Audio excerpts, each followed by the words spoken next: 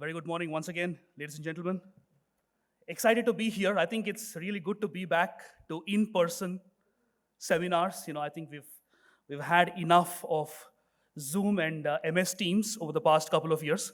So really happy to be here. Thanks once again, uh, TWF, Rohit, Simran, and the entire team for organizing this. Um, there couldn't be a better time to talk about two-wheeler, three-wheeler electrification in India, right? I mean, the amount of movements that we've seen over the past, let's say, 12 to 16 months, 12 to 18 months, really gives us hope that the electrification journey in India is definitely on the right path on multiple counts, right? Whether it's new OEMs coming in, new business models, new products, new services.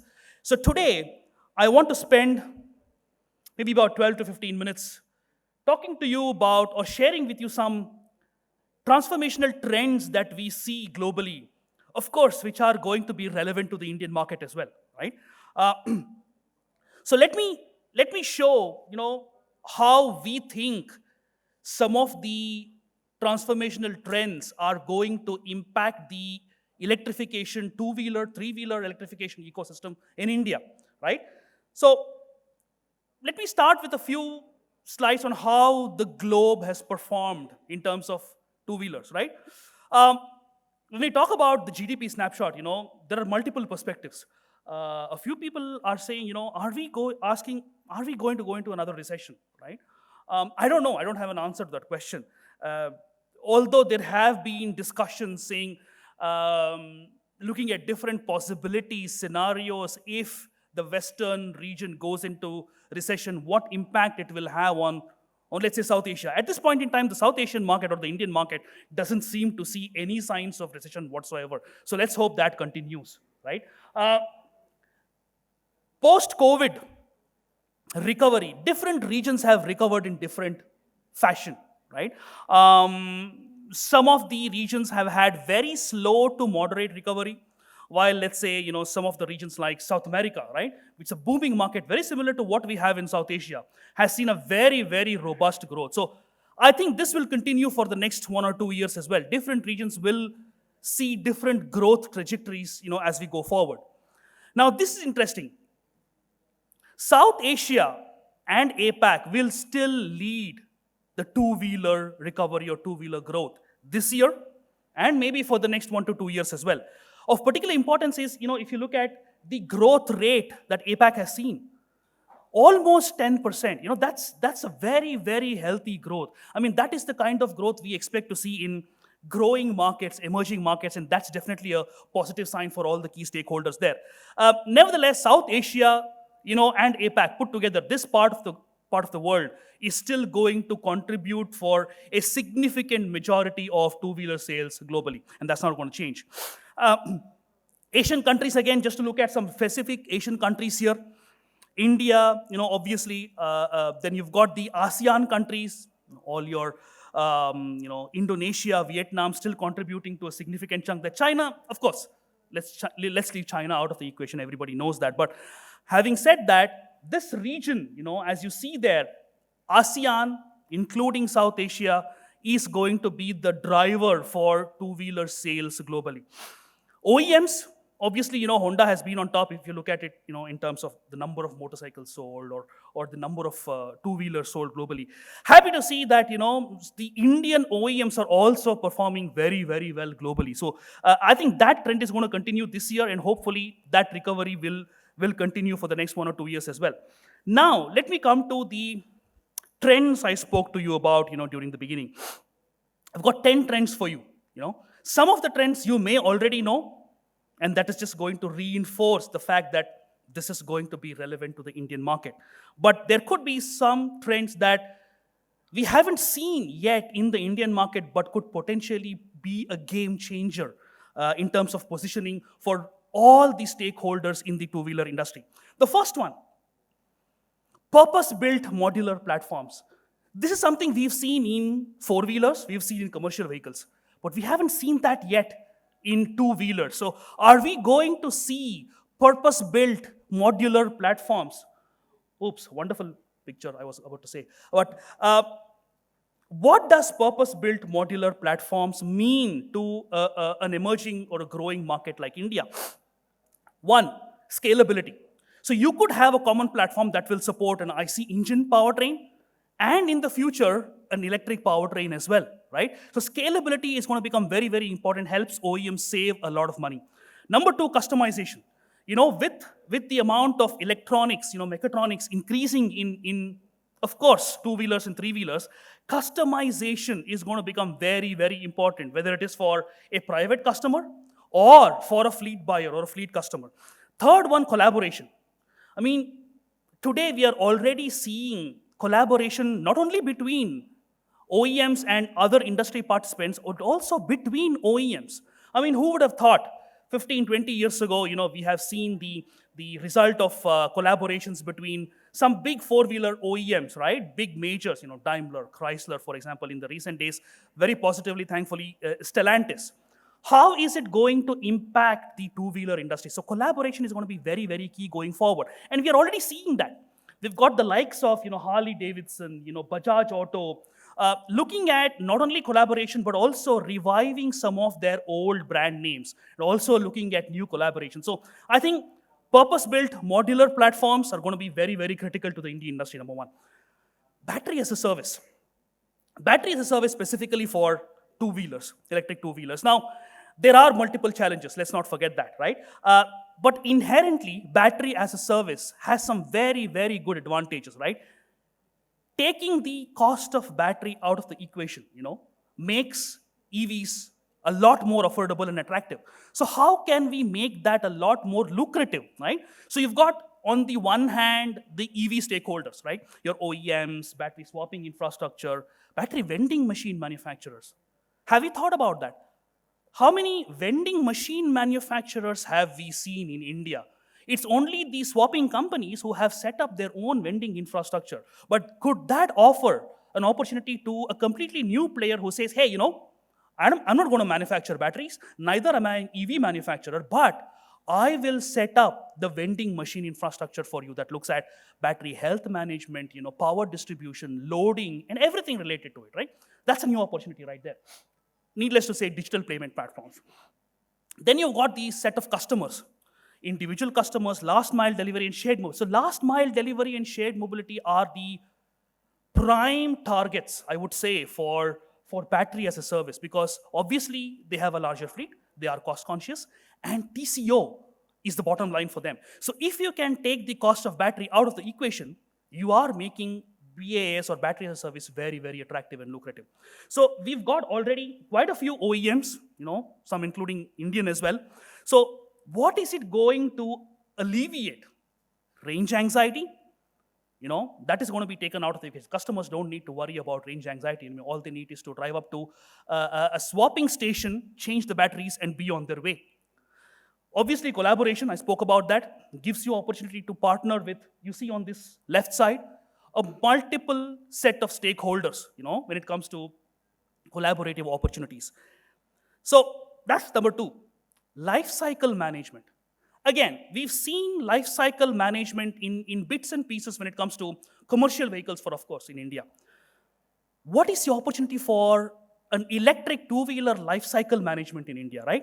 So you're looking at the entire ecosystem, right? Insurance, leasing, resale, aftermarket, financing, and battery management. Typically, when we talk about the life cycle management in India, at least, the resale aftermarket maintenance part is not treated on par with the OE side of things, right? How can it be if we are able to integrate that into a common ecosystem? So can there be a single player who is going to say, okay, I'm not an EV player, not an EV manufacturer, neither am I in the parts manufacturing business, but I will be in the life cycle management business, right? I think in India, Tech Mahindra, for example, has already started doing this for commercial vehicles, right? Small commercial vehicles, fleet operators, and so on. Why can't that be an opportunity for two-wheelers, electric two-wheelers in India? Now, what is the impact on, let's say, the demand side, the buyers? Increased adoption, people will become a lot more, interested in adopting electrification if they know that, hey, there is somebody else who is going to take care of the entire life cycle. for my vehicle, right? I don't need to be bothered about insurance, maintenance, parts replacement, you name it, right? Somebody is there to take care of that, right? Increase adoption. Digital platforms, of course. And for the supply side, increased demand for two-wheelers. I'm sure the OEMs will be very, very happy. And inter-industry collaboration, I'm going to talk about that in a moment from now. How will that drive inter-industry collaboration? Collaboration between traditional OEMs and non-traditional automotive players, right? That is going to drive new business models as well. So that is the crux of the life cycle management for electric two-wheelers. Inter-industry collaboration, I spoke about that a few seconds from now. What are the examples? Today, we are looking at inter-industry collaborations, like I said, not only between OEMs and, let's say, OEMs and tier 1 suppliers, but also non-traditional mobility players, insurance companies, IP companies. 15 years ago, if you had told me that intellectual property firms are going to be an integral part of the automotive ecosystem, I would have said no. But today, they are. So we are going to see a lot of non-traditional automotive or mobility players playing a bigger and bigger role in the mobility ecosystem. Polaris, Polaris is an ATV manufacturer, all-terrain vehicle manufacturer. Today, they are playing a role in the two-wheeler segment, right? Then you've got Damon Vehicles and Auteco, specifically for the Latin American market. So you will see region-specific collaborations as well. Not all collaborations have to be on a global level.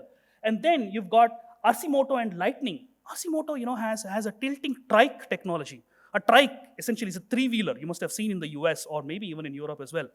Motorcycle handle, but with 3 wheels. Tilting trikes, why not? Could that be an opportunity for the Indian market, considering our Indian road conditions, driving conditions, and so on?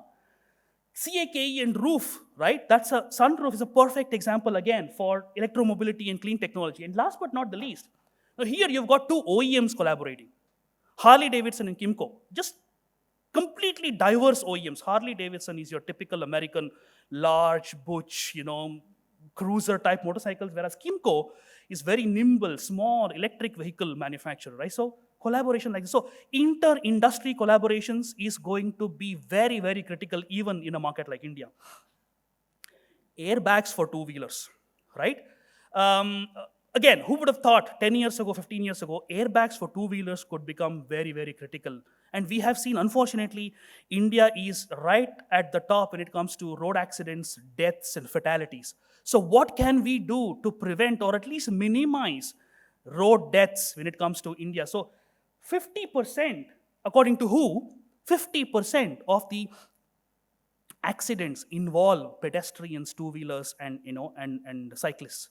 So that's half the market that we are addressing when it comes to accidents. So what can we do? So here's a classic example. So Piaggio and Autoliv have collaborated to develop a smart airbag for a two-wheeler, right? So it's mounted on the frame, as you can see it in the front. So in the event of detecting an impact, the airbag will deploy. And we've also seen some airbags that are wraparound airbags, either through the helmet or through a jacket, that can prevent rider injury. So airbags, which traditionally were the forte of, let's say, four-wheelers, are going to be introduced in two-wheelers as well. Honda has also displayed this concept recently. So we will see a lot more of these safety-oriented features and technologies, specifically for two-wheeler applications. Investments. If you look at Asia, see the amount of investments the electric OEMs have seen over the past 2 years, and that is only going to grow. The investments are not only coming from the manufacturing perspective, but also from the technology perspective, right? How is ADAS, or advanced driver assistance systems, going to improve drivability, save lives in two-wheelers and three-wheelers? So I think that is the kind of investments we are seeing, right? New business models, ADAS, autonomous vehicles, of course. BMW has already demonstrated very successfully their autonomous motorcycle, right? Not far from now, we are going to see autonomous vehicles, autonomous two-wheelers, at least for specific applications. May not be for the mass market, but at least for specific segments and applications. D2C, direct-to-consumer model. See, this is the traditional model, right? You've got the manufacturer, you've got the dealer sales outlet, and then the customer. What if we are able to take the dealership ecosystem out of the equation, right? I know Nikun Sangi-san is in the other room. Would have kicked me out of this room if I had said this in front of him. But how can we look at taking the product directly to the customer, right? So this is typically your channel, right? So if we are looking at direct to consumer, you are minimizing the role of a dealer network. So that means you have a better relationship with the customer from an OEM's perspective, right? You've got a digital interface and you are able to see what the customer is wanting, what they're looking at, at any point in time. So you have access to that data as an OEM without the role of a dealership network, right? Profit margins, that's quite obvious. Growing market share and competing the market through better products and sales and services, after sales services. Now, does that mean the dealership ecosystem is going to become irrelevant? The answer is no.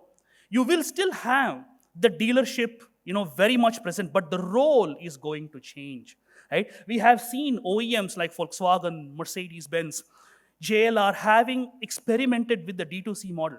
Limited success, I must say, because there are still challenges there where the role of a dealership is still very much necessary. But this is definitely an opportunity for the Indian market where the OEM is able to directly take their product and service to the customer. But considering the size and scale of the Indian market, is it going to be feasible? I'm not sure. I don't have an answer.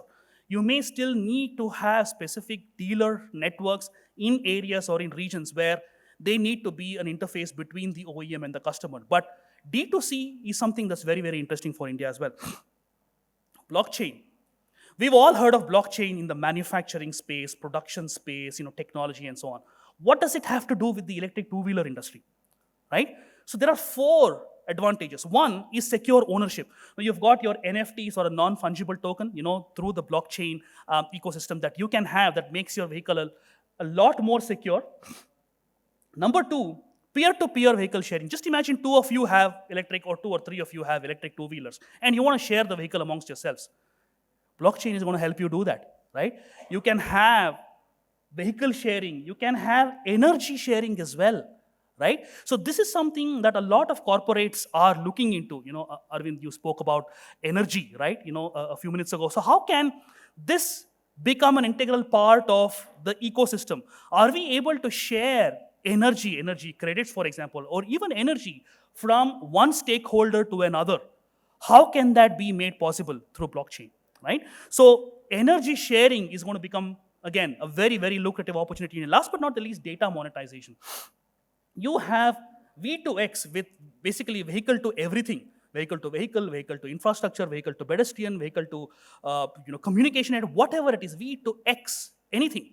So with that, you are able to gather so much data on driver behavior, vehicle performance, predictive maintenance, you name it. So huge opportunities there to monetize some of the data points that you're able to gather through this. Penultimate one, digitalization and virtual showrooms. Again, virtual showrooms, something in India, a few OEMs have experimented with, right? Got Bajaj, Hero, and Yamaha, right? And that is going to continue. So today, the the customers are not really interested in walking to a showroom without doing any research. So they would like to do their research first online. And this is where virtual showrooms are going to play an important role. And we are also going to see kiosks, right? Small pop-up stores, right next to, your home or your apartment complex, which the OEMs are going to bring. And using, your virtual reality equipment, you are able to see the entire showroom virtually. That experience is going to transform the way customers are going to do research, right? 360-degree view of the product without having to go to the showroom. Then you're looking at augmented reality experience, like I said, with the headsets that will give you the experience staying at home, right? And then customization. You can choose color, power options, accessories, everything online without having the need to visit the showroom, right? And last but not the least, swifter after-sales journey. So you actually visit the showroom only to make let's say the payment, or to choose the final aspects, let's say insurance, warranty, and so on. Even that can be done online. So you're actually minimizing the number of visits to the showroom. I read an article somewhere, over the past 10 years, the number of average visits to the showroom in case of a four-wheeler customer in India has gone down from about 3 to 3.5 visits 10 years ago to 1.4 or 1.5. Just once average the customer is visiting the showroom before buying the vehicle. So that means all that research is being done online now, and that is going to become very, very important, like some advantages for OEMs and customers as well. Last one, artificial intelligence based aftermarket services. Again, AI has always been associated with production, manufacturing, and so on. How can we leverage AI for after sales and service? Huge opportunities, right? Right from fleet management, used bike platforms, something you can look at as well. Roadside assistance, financing, predictive maintenance, and online tracking. You see, all these are not related in any way to manufacturing and production. They are all after sales and after service and service related opportunities that AI can be leveraged in, right? So to summarize, technology is going to be the key driver and enabler when we talk about new business models, products, services in the electric two-wheeler, electric three-wheeler industry. And that is what we need to focus on as we go forward. So happy to share some of these points with you. Please feel free to write to me. You can connect with me on LinkedIn.